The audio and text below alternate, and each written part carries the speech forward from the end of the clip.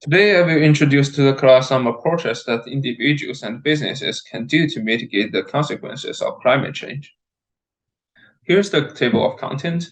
And first, I will introduce the concept of sustainable finance.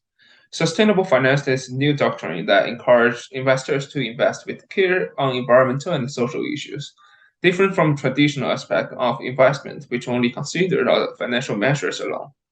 Also, it promotes economic growth and stability of the financial system in the long run. Second, ESG stands for environmental, social, and governance. And similarly, it's more like a principle that gets firms to use the capital responsibly while considering environmental and human well-being. In 2004, ESG was first mentioned in the United Nations report, which leaned in heavily encouraging all business stakeholders to embrace ESG in the long run. And then this principle became mature as of 2020. Nowadays, investors are increasingly consider environmental, social, and governance factors.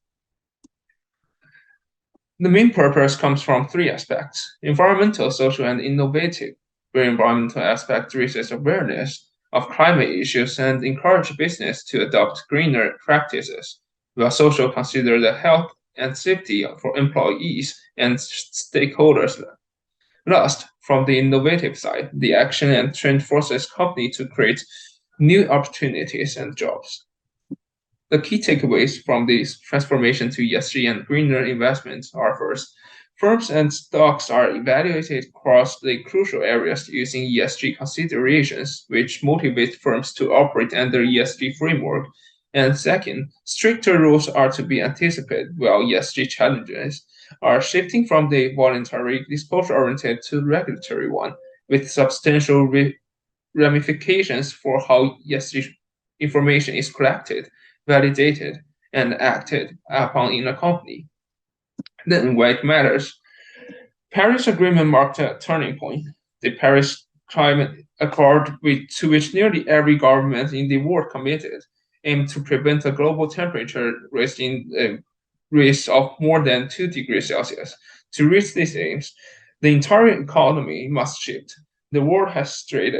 Following the current approaches, however, the FACT expect will exceed 1.5 degrees Celsius within 12 years and 3 by the end of the century. The financial industry must prioritize to the reform of international debt capital markets. With daily trading volume roughly USD 1 trillion, they represented the world's largest pool of capital. The people in charge of regulating these exchanges, whether they be the market professionals, financial regulators, supervisors, or central bankers, play a crucial part. To capture the to capture and utilize the power of debt capital market, there's green bond that raise funds specifically for environmental and sustainability projects, and blue bonds that supports innovative ocean-friendly projects, enhancing ocean and coastal resilience. And the first green bond was issued in 2007 by the World Bank to finance climate change initiatives. As of 2021, the scale of market reached to 1 trillion, with 75% increase in green bonds leading the way.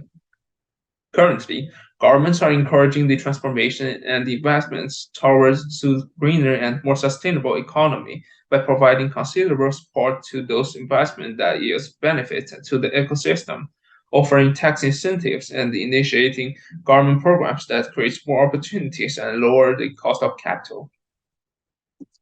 Now, finally, comes to the challenges. Although the market is growing and there are certainly more regulations in the future, there are still some areas of obstacle that restrict the investors and firms to transform to newer behavior and standards. First is to identify the truly environmental friendly project. And second, it requires global efforts to respond quickly and effectively and efficiently. Third, making the policies effective is crucial.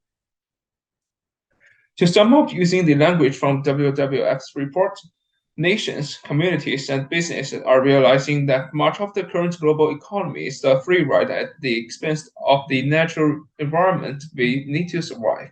That tendency must be reversed, and the natural capital on which we all depend restored urgently for the sake of current and future generations. Thanks for listening.